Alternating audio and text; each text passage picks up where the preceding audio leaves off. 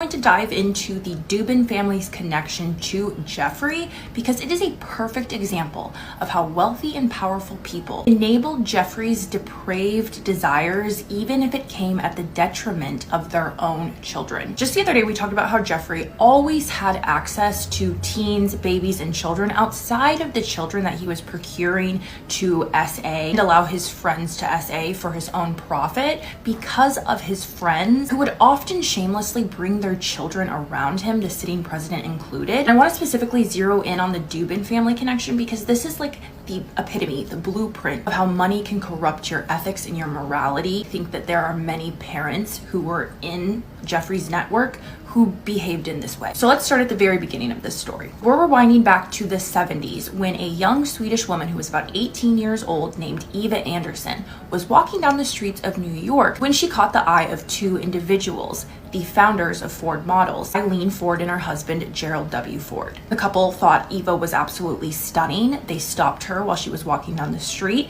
began talking to her, and recruited her to become a Ford model. Working as a Ford model gave Eva a lot of opportunities, and she would eventually begin dabbling in the pageant world. Eva participated in Miss Sweden 1980, where she would take home the title, followed by her great success in Miss Universe 1980, where she would come in the fourth runner-up. At the height of Eva's success, she would cross paths with a figure who was becoming increasingly well-known in New York City, Jeffrey. While we don't know for sure how these two actually met, Eva being a successful model in New York City and Jeffrey being a socialite, I imagine their social circles crossed paths at some point. The couple began dating in the early 80s and they would have an on-again, off-again romantic relationship for about 11 years. On top of being an already successful model, Eva had ambitions to become a physician, and Jeffrey would pay Eva's way through medical school, which allowed her to become a licensed physician in Sweden and the United States. Now, jumping forward a little bit to the early 1990s, a hedge fund and capital investment manager named Glenn Dubin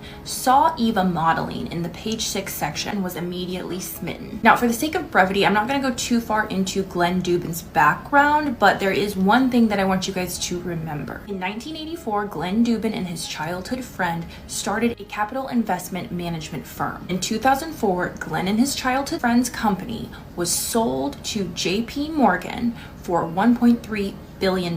Just put a pin in that, because it'll be very important later. I won't go through Glenn's whole resume, but he has founded and funded many companies and foundations that involve oil, energy, medical, and scientific research. He's also a major political donor. He has donated in the past to Democratic presidential campaigns, and just recently, in this past presidential race, he donated $100,000 to Vivek Ramaswamy's Republican presidential campaign. Glenn Dubin is also a major donor to Harvard. Just keep that also in the back of your mind. Referring back to the timeline, when Jeffrey and Eva were in a relationship, before Glenn had ever laid eyes on Eva, Glenn Dubin was in a relationship and briefly married to a woman named Elizabeth Saltzman. And Elizabeth Saltzman is a well-known stylist, and she got her big break into the industry when she began working at Vogue and Vanity Fair in the early 90s. If you're not familiar with the name Elizabeth Saltzman is a known close associate of Ghislaine Maxwell, and they have been very close friends since the early 90s at least. Here's an old newspaper clipping that discusses Elizabeth Saltzman just after her divorce from Glenn Dubin. Their marriage was very short-lived. It was only about 2 years long. I don't know if you guys can see, but in this article, editor of Vogue, Anna Wintour, even comments about how well-connected Elizabeth Saltzman is and how she seems to know everybody. Here's a newspaper clipping from the Daily Sun circa 1992, in which we can see Ghislaine Maxwell, Elizabeth Saltzman, Russell Simmons, and many others were seen partying together alongside Ford Models, the same modeling agency that scouted Eva Anderson walking down the streets of New York City. Here's another newspaper clipping from 1995 where Ghislaine Maxwell and Elizabeth Saltzman were seen partying together again. Here is Elizabeth Saltzman's name in the little black book that I think we have all began to understand was more likely Ghislaine's than Jeffrey's. Here's Elizabeth Saltzman with Prince Andrew. Here's Elizabeth Saltzman with Harvey Weinstein. Here's Elizabeth Saltzman with her boss, Graydon Carter, who was the editor of Vanity Fair from 1992 to 2017. And at this same event, we can see Ghislaine Maxwell with an obvious hairpiece hugging Graydon Carter while Harvey Weinstein lingers in the back. It is widely believed that Elizabeth Saltzman was Ghislaine Maxwell's kind of like foot in the door into the high fashion social circles as well as the entertainment social circles. And Elizabeth Saltzman is not the main focus of this situation, but I think that is a very interesting connection that was within the Dubin family. But after Glenn and Elizabeth Saltzman divorced, Glenn would see Eva modeling and wanted her. At this point in time, Eva was still close with Jeffrey. They were not in a romantic relationship at this time. Jeffrey's main girlfriend was Ghislaine Maxwell. Long story short, Glenn reached out to Eva. The two of them met, began a romance, and were married by 1994. The couple would then go on to have 3 children together: Selena Dubin, Jordan Dubin, and Maya Dubin. Even after Glenn and Eva had wed and began starting a family, they still remained very close with Jeffrey. They would party together, socialize together, and even do business together. Do you remember that JP Morgan Chase purchase of Glenn's company that we talked about earlier? The acquisition that made him a billionaire? Jeffrey was the one who was responsible for introducing Glenn Dubin to the CEO of JP Morgan Chase at the time, Jess Staley. And Jeffrey was the middleman who made the deal between Glenn Dubin and JP Morgan Chase that made Glenn Dubin a billionaire. And remember, this sale happened in 2004, so Glenn and Eva had been married for at least 10 years and had 3 children at this point. Out of the over $1 billion that Glenn was paid for this acquisition, Jeffrey was paid $15 million by Glenn Dubin for simply facilitating the deal. Jeffrey made these people billionaires, and because of that, he walked around with the presumption that the Dubin family was indebted to him. Not just indebted to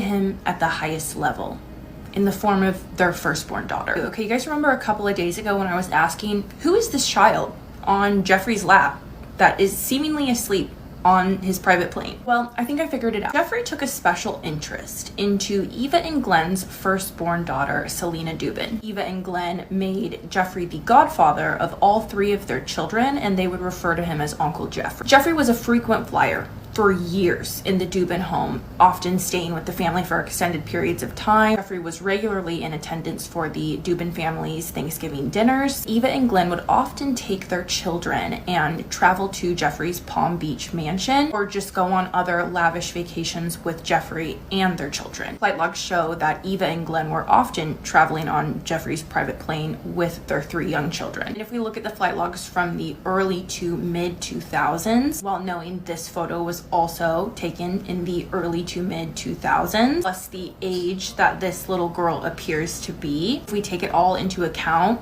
it is very likely that that little girl was Selena Dubin, Glenn and Eva Dubin's oldest daughter. And it could even be argued that this little boy here, Jordan Dubin, Selena's brother, is the little boy who is censored in the background of this photo. I would put money on this little girl being Selena Dubin. Before Virginia Giuffre passed away, she was very outspoken about the Dubins. In 2021, she shared an article that was highlighting the Dubins' involvement with Jeffrey. In this tweet, she calls the Dubins co-conspirators and predators. People began to ask Virginia what she meant by this. She shared this tweet stating that Glenn and Eva allowed Selena to receive nude massages on Uncle Jeffrey's balcony at just 6 or 7 years old. On pages 44 and 45 of Virginia's memoir, she goes into depth about her experience with the Dubin family. Virginia shares that the Dubins were some of the first clients that Ghislaine assigned her to massage after Virginia had passed her trial run with Jeffrey. I did a video a few days ago talking about how Virginia was recruited at Mar-a-Lago by Ghislaine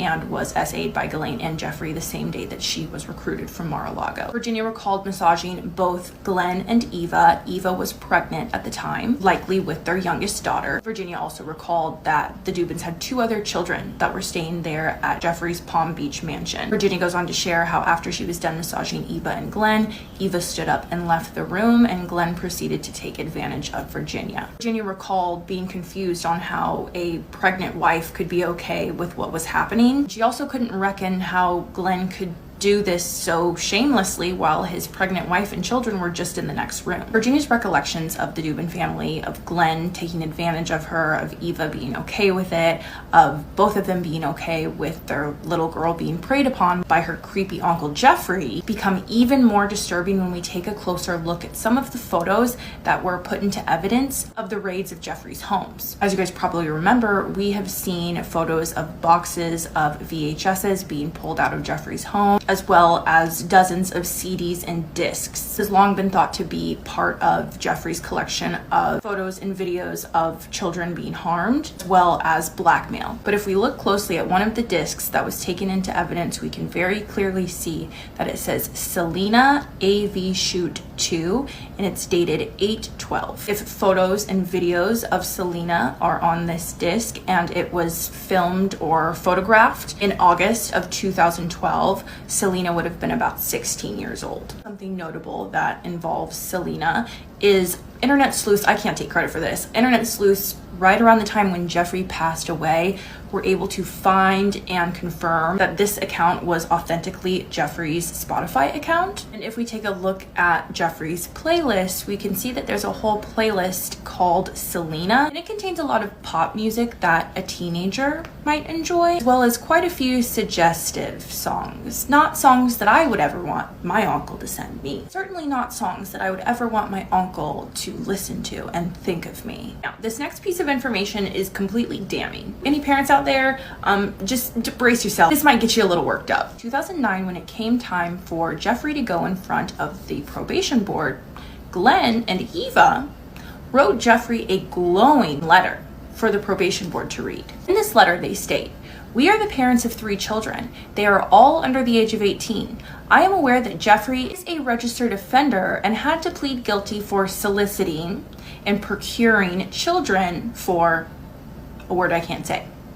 I am 100% comfortable with Jeffrey around my children." When Selena turned 18, about 4 years before Jeffrey's demise, he created a $50 million trust that named Selena as the beneficiary. According to sources that were close to Jeffrey, Jeffrey began to talk about wanting to marry her and wanting her to inherit his island. According to the Dubin family, so take it with a grain of salt, Selena was removed from that $50 million trust just before Jeffrey's second arrest. While we don't have the financial records to prove that, we do have the financial records to prove that in the mid to late 2000s, Eva was diagnosed and survived breast cancer, which prompted Eva and Glenn to create the Dubin Breast Center at Mount Sinai Medical Center, a hospital that Glenn is a trustee of. We also have the financial records to prove that in 2013, Eva Dubin created a fund called the Selena Dubin United Fund. And this fund was created so that Jeffrey could donate